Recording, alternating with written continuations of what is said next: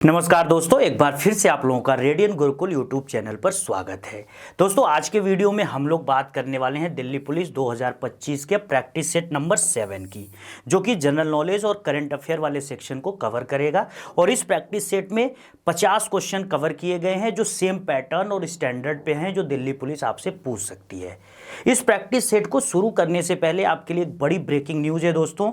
Delhi police का exam date officially आ चुका है। एसएससी ने इसको अनाउंस कर दिया है। 18 दिसंबर से दिल्ली पुलिस 2025 का एग्जाम शुरू हो रहा है और 6 जनवरी तक चलेगा। तो आपके पास कुछ ही गिने चुने दिन हैं, बिल्कुल कमर कस लीजिए। और जो भी दोस्त इस 7वें प्रैक्टिस सेट से पहले के नहीं किए हैं, अटेम्प्ट नहीं किए हैं, वो जाकर उनको अटेम्प्ट कर लेंगे। और इसके साथ ही मैं आपको और जल्द ही बहुत सारे प्रैक्टिस सेट यहाँ पे करा दूंगा जो सेम पैटर्न और स्टैंडर्ड के होंगे। तो आपसे रिक्वेस्ट है पर्सनली कि आप एग्जाम में बैठने से पहले इन प्रैक्टिस सेट को एक बार जरूर देख कर जाना। क्वेश्चन कम से कम अपने आंखों के सामने से जरूर गुजार लेना, क्योंकि ये क्वेश्चन डायरेक्ट आपके पेपर में आएंगे। चलिए दोस्तों, आज के इस सेशन को शुरू करते हैं और प्रैक्टिस सेट नंबर 7 का पहला क्वेश्चन देखते हैं। क्वेश्चन है कि सोलर इक्लिप्स ऑकर्स व्हेन, यानी कि सूर्य ग्रहण कब होता है। तो देखिए, सूर्य ग्रहण का मतलब होता है कि जब हम पृथ्वी से सूर्य को देखें, वो हमें दिखाई न दे। ये उसी कंडीशन में होता है जब सूर्य और पृथ्वी के बीच में कोई वस्तु आ जाए, और वह नेचुरल ऑब्जेक्ट जो होती है चंद्रमा। तो यहाँ पे बिल्कुल याद रखिएगा, जब चांद सूर्य और पृथ्वी के बीच आता है तो वहां पे सूर्य ग्रहण होता है। और सेम ऐसे ही अगर हम देखें कि चंद्र ग्रहण कब होता है, तो चंद्र ग्रहण उस स्थिति में होता है दोस्तों जब, यहां पे याद रखिएगा, चंद्रमा और सूर्य के बीच में पृथ्वी आ जाती है। तब वहां से चंद्रमा पे सूर्य का प्रकाश नहीं पड़ता, जिससे चंद्रमा नहीं दिखता है। इसके बाद अगला क्वेश्चन देखते हैं।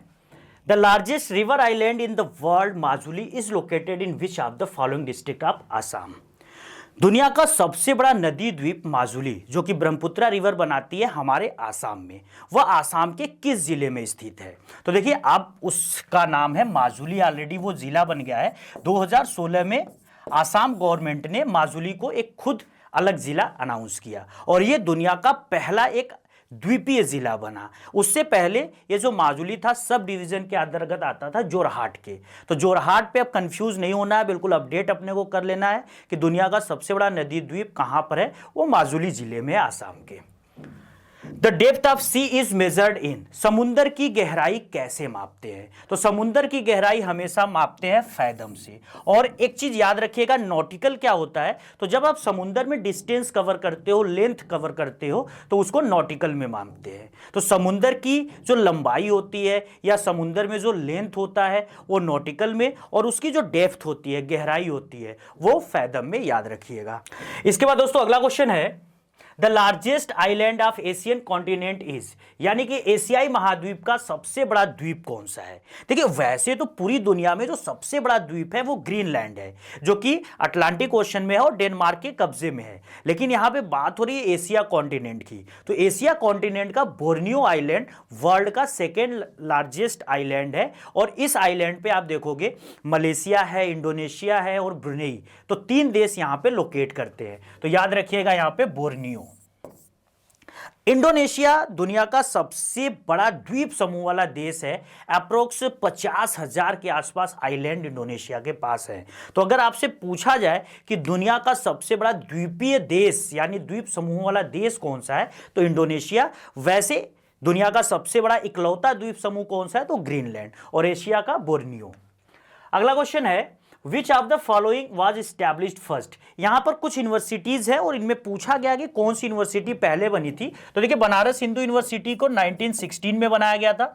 यूनिवर्सिटी ऑफ बॉम्बे को 1857 में एस्टैब्लिश किया गया था। अलीगढ़ यूनिवर्सिटी को 1920 में, और यूनिवर्सिटी ऑफ इलाहाबाद को 1887 में। तो यहां पे जो सबसे ओल्डेस्ट है वो है university of Bombay. Comment box में आप मुझे बताने वाले हो बनारस हिंदू यूनिवर्सिटी के फाउंडर कौन थे। अगला क्वेश्चन है दोस्तों, the state of rising prices due to as an enhancement in the quantity of money in circulation is termed as।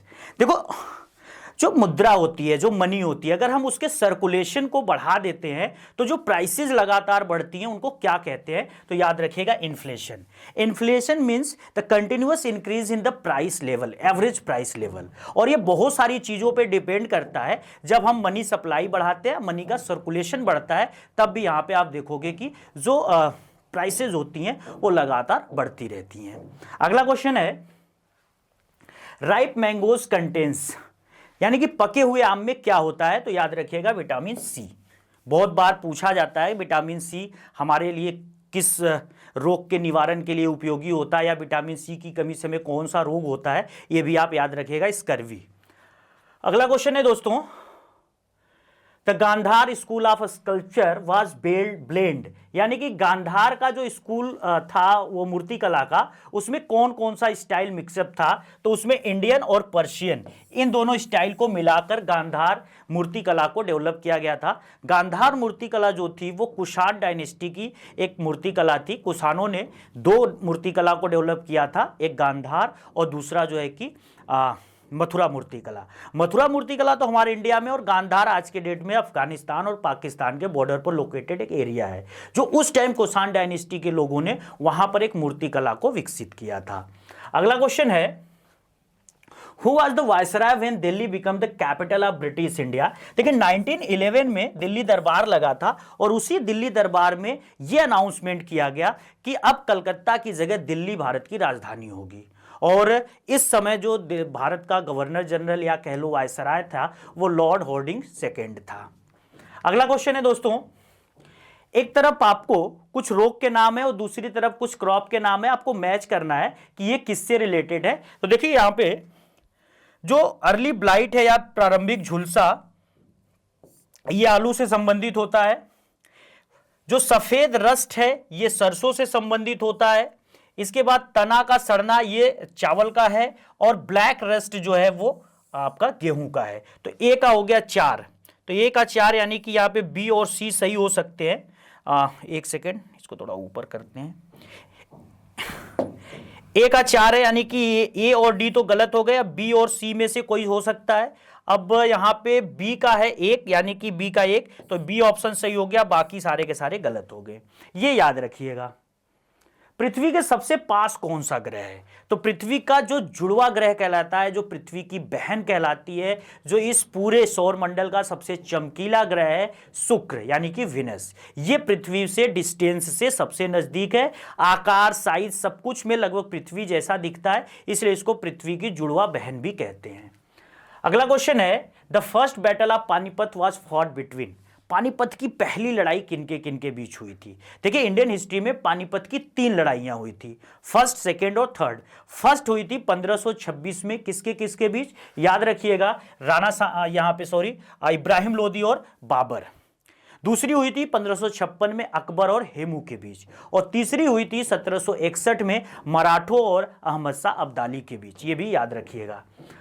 अगला क्वेश्चन है, ग्रीन हाउस गैसों का कॉन्सेप्ट किसने दिया था, तो बिल्कुल याद रखिएगा जोसेफ फोरियर।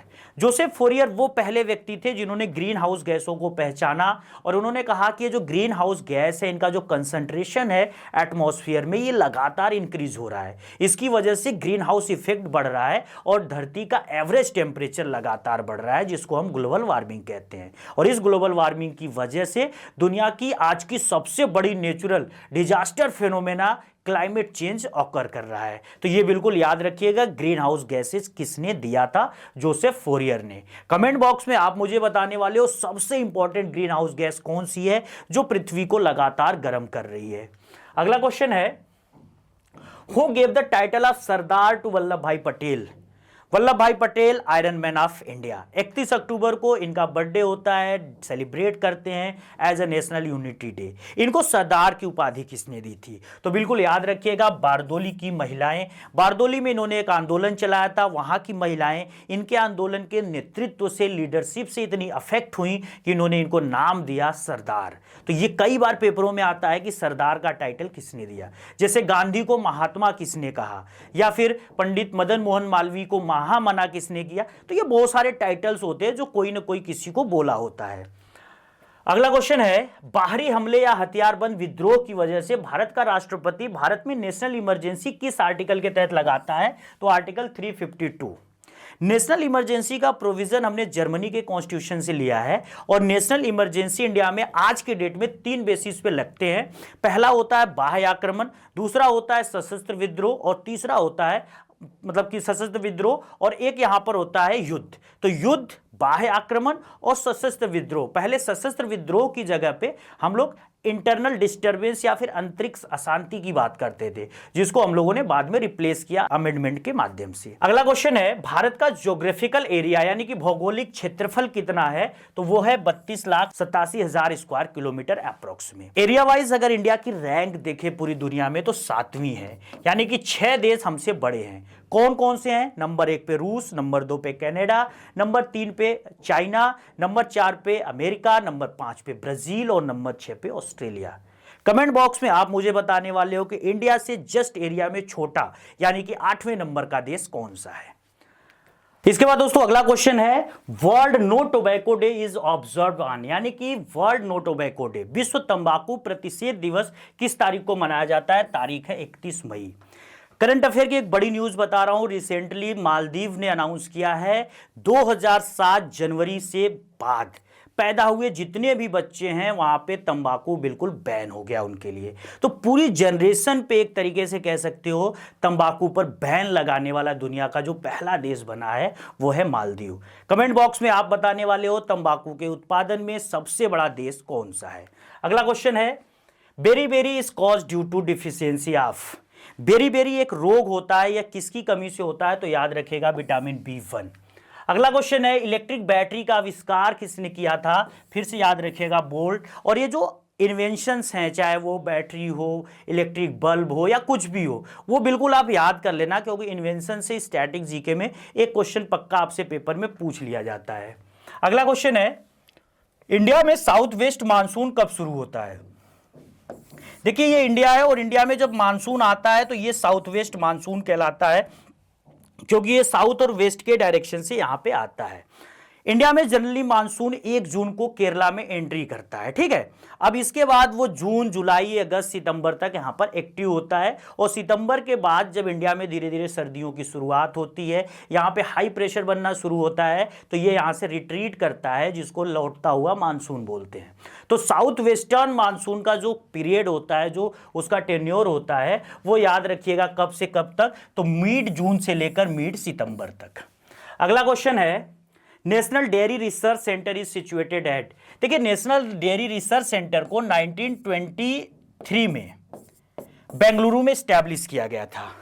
आज़ादी के बाद इसके हेडक्वार्टर को हरियाणा के करनाल में लाया गया, तो आज के डेट में करनाल में लोकेटेड है, जो कि कहां पर है? हरियाणा में, ये याद रखिएगा। Eco mark is related to, eco mark किससे संबंधित होता है? तो याद रखिएगा जो पर्यावरण से या पर्यावरण के अनुकूल प्रोडक्ट होते हैं, जैसे कागज है, पेपर है, बहुत सारी चीजें जो पर्यावरण को नुकसान नहीं पहुंचा सकते, उनको हम क्या करते हैं? इको मार्क देते हैं। लेकिन कुछ चीजें ऐसी जैसे प्लास्टिक पर्यावरण के लिए बहुत खतरनाक है, तो उसको इको मार्क कभी नहीं दिया जाएगा। अगला क्वेश्चन है, any dispute related to the election of the president is settled by, राष्ट्रपति के चुनाव से जुड़ा हुआ कोई भी झगड़ा किसके द्वारा सुलझाया जाएगा? तो ये बिल्कुल याद रखिएगा, ये सुप्रीम कोर्ट जो होता है वही फाइनल डिसीजन देगा प्रेसिडेंट ऑफ इंडिया के इलेक्शन से रिलेटेड किसी भी डिस्प्यूट के लिए। एक बार देख लेता हूं इसको पहले।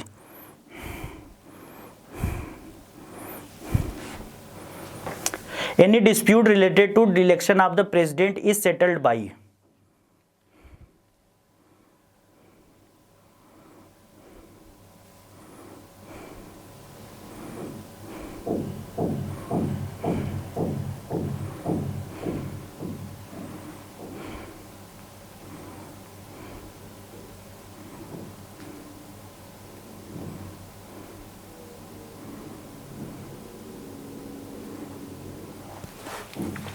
ठीक है। इसके बाद दोस्तों अगला क्वेश्चन देखते हैं। अगला क्वेश्चन है who put forward drain of wealth theory, यानी कि ड्रेन ऑफ वेल्थ थियरी का सिद्धांत किसने दिया था? भारत के grand old man of India दादा भाई नेहरूजी, यहां पे याद रखिएगा दोस्तों। दादा भाई नेहरूजी ने 1867 और 68 में एक किताब लिखी थी। किताब का नाम था poverty and British rule in India.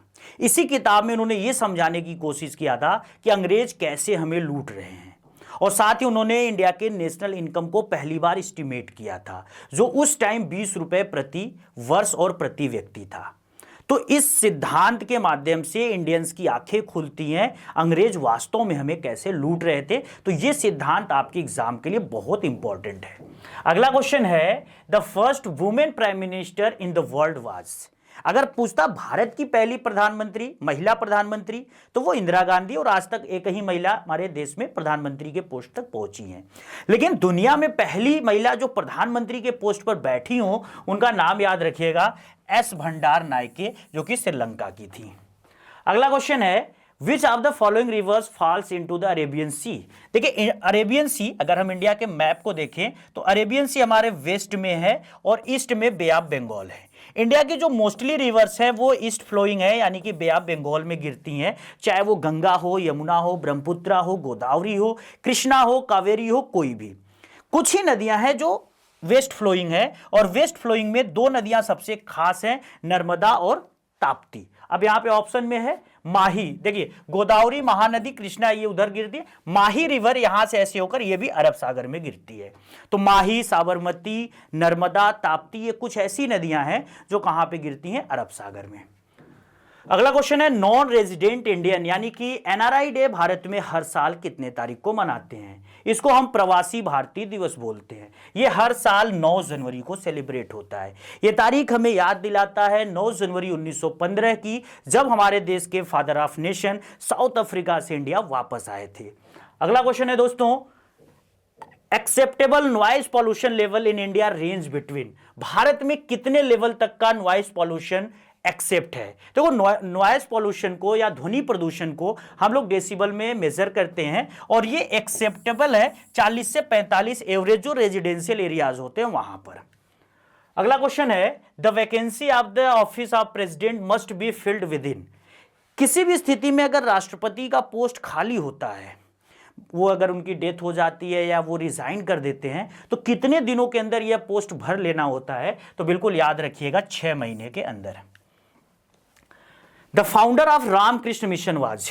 Ramakrishna mission 1897 में स्टैब्लिश स्वामी विवेकानंद के द्वारा अपने गुरु को डेडिकेटेड एक बहुत इंपॉर्टेंट इंस्टीट्यूशन है। आज के डेट में रामकृष्ण मिशन के बहुत सारे ब्रांचेस अक्रॉस द कंट्री जो है कि काम कर रहे हैं। तो कभी भी आपसे पूछा जाए इस मिशन को किसने बनाया था, तो 1897 में स्वामी विवेकानंद।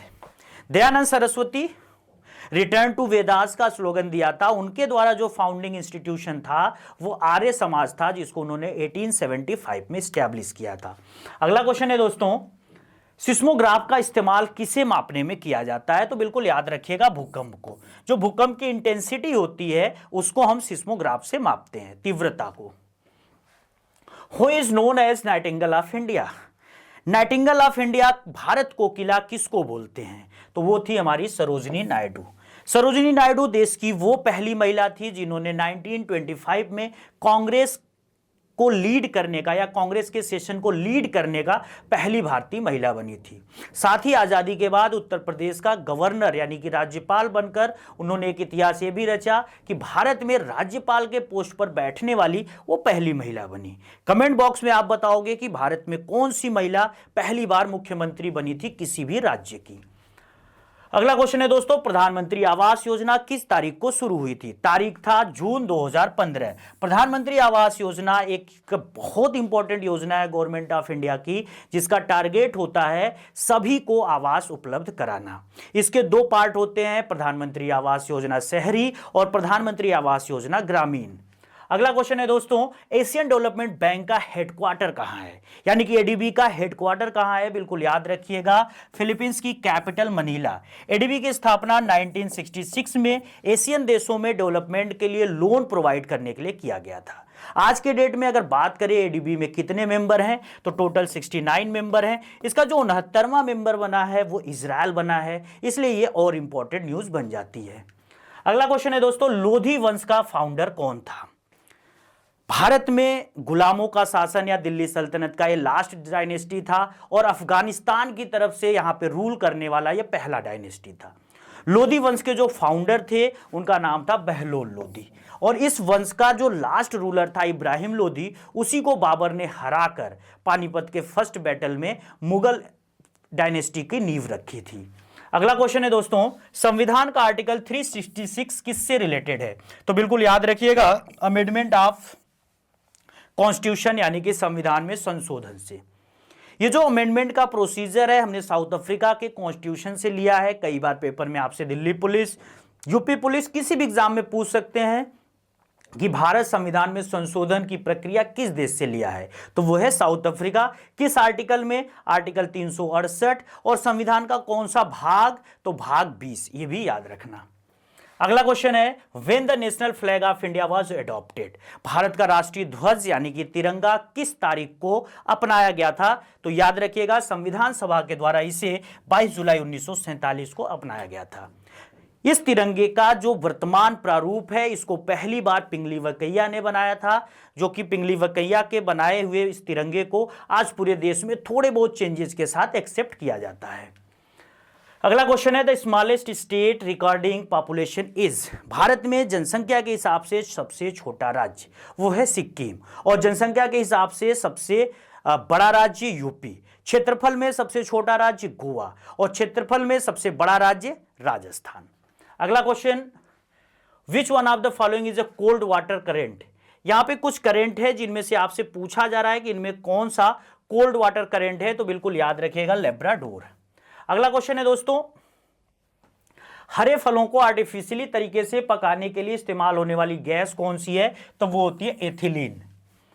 अगला क्वेश्चन है, पेनिसिलिन की खोज किसने की थी? पेनिसिलिन एक प्रकार का निश्चेतक होता है जिसको इंजेक्ट करने से लोग अचेत हो जाते हैं। तो इस पेनिसिलिन की खोज की थी, बिल्कुल याद रखिएगा, अलेक्जेंडर फ्लेमिंग ने। भारत में भाषा के आधार पर बनने वाला पहला राज्य कौन था? तो वो राज्य था आंध्र प्रदेश, जिसको 1953 में लिंग्विस्टिक बेसिस पे इंडिया के लिए पहली बार फ्रेम किया गया था। बाद में भाषा के आधार पे 1956 में 7वें संविधान संशोधन के तहत राज्यों का पुनर्गठन किया गया, वो एक अलग कहानी थी। लेकिन भाषा के आधार पे जिद करके अपना जो इस्टेब्लिशमेंट लिया जिस राज्य ने, उसका नाम था आंध्र प्रदेश। पहले ये हैदराबाद के पार्ट में आता था। कुछ करंट अफेयर के क्वेश्चन देखते हैं। नेशनल स्पोर्ट डे हर साल 29 अगस्त को किस भारतीय महान खिलाड़ी के जन्मदिन के मौके पर मनाया जाता है? याद रखिएगा, मेजर ध्यानचंद, जिसको विजार्ड ऑफ इंडियन हॉकी बोलते हैं। मेजर ध्यानचंद हॉकी के जादूगर थे। 2021 में भारत की तरफ से दिया जाने वाला सबसे बड़ा खेल पुरस्कार राजीव गांधी खेल रत्न का नाम भी इनके नाम पर कर दिया गया है। अब इसका नाम हो गया है मेजर ध्यानचंद खेल रत्न पुरस्कार। अगला क्वेश्चन है दोस्तों, भारत की पहली पूरी तरीके से made in India semiconductor chip का नाम क्या है, जिसे सितंबर 2025 में मोदी जी ने इनॉग्रेट किया है? याद रखिएगा, विक्रम 3201।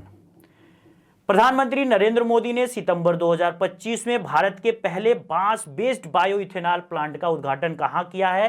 तो याद रखिएगा, आसाम के गोलघाट में।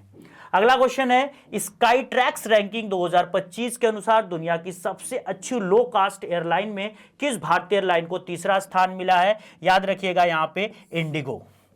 दोस्तों, सस्ती एयरलाइंस में अगर हम दुनिया की रैंकिंग देखें तो वहां पर एयर एशिया मलेशिया की एक एयरलाइंस है जो दुनिया की सबसे सस्ती एयर फैसिलिटी जो है कि प्रोवाइड करती है। अगला क्वेश्चन है, जून 2025 में ईरान में न्यूक्लियर सेंटर को नष्ट करने के लिए किस देश ने ऑपरेशन मिडनाइट हैमर लॉन्च किया था? तो यह किया था अमेरिका ने। अगला क्वेश्चन है, 12 जून 2025 को अहमदाबाद में हुए प्लेन क्रैश में किस एयरक्राफ्ट का नाम था, यानी कौन सा एयरक्राफ्ट उसमें था? तो इसका नाम था बोइंग 787A ड्रीम लाइनर। आपको पता होगा ही, अहमदाबाद में जून में एक जो प्लेन था वो क्रैश हो गया था और उसमें एक व्यक्ति को छोड़कर लगभग सभी व्यक्ति जो है कि मौके पे ही मर गए थे। अगला क्वेश्चन है 2027 में होने वाली जनगणना में कौन सा एक नया जरूरी फीचर शामिल किया जाएगा? तो वो है कास्ट इन्यूमरेशन, यानी कि जाति को शामिल करना। ऐसा पहली बार इंडिया के इतिहास में होगा जब जनगणना के समय आपसे आपकी जाति पूछी जाएगी और पर्टिकुलर डेटा रिलीज होगा जनगणना के बाद कि भारत में किस जाति के कितने लोग हैं। आज के सेशन का आखिरी क्वेश्चन है, फाइनेंशियल ईयर 2024-25 में किस सेक्टर में सबसे ज्यादा फॉरेन डायरेक्ट इन्वेस्टमेंट यानी कि एफडीआई का इक्विटी इनफ्लो हुआ है? तो वो याद रखिएगा, वो सर्विस। दोस्तों सबसे इंपॉर्टेंट चीज एक बार फिर से मैं आपको बता दूं, दिल्ली पुलिस के एग्जाम डेट आ चुके हैं, तो आपको बहुत रैपिडली पढ़ना है। जैसे मैंने आज आपको इतने कम समय में 50 एमसीक्यू कराए हैं, सेम उसी स्टैंडर्ड के जो दिल्ली पुलिस में पूछे जाएंगे। तो अपनी तैयारी को और तेज कर लीजिए। सबसे इंपॉर्टेंट चीज, इस पूरे क्लास की जो पीडीएफ है वो आपको रेडियन गुरुकुल के टेलीग्राम चैनल से मिल जाएगा, जिसका लिंक आपको डिस्क्रिप्शन बॉक्स में मिलेगा। वहां से जाकर आप डाउनलोड कर लेना। और इस तरह के और भी प्रैक्टिस सेट आपके एग्जाम तक चाहिए, जल्दी जल्दी चाहिए, तो कमेंट में मुझे जरूर बताना, ताकि मैं आप लोगों की जो भी नीड है उसको जल्द से जल्द पूरा कर सकूं। जय हिंद।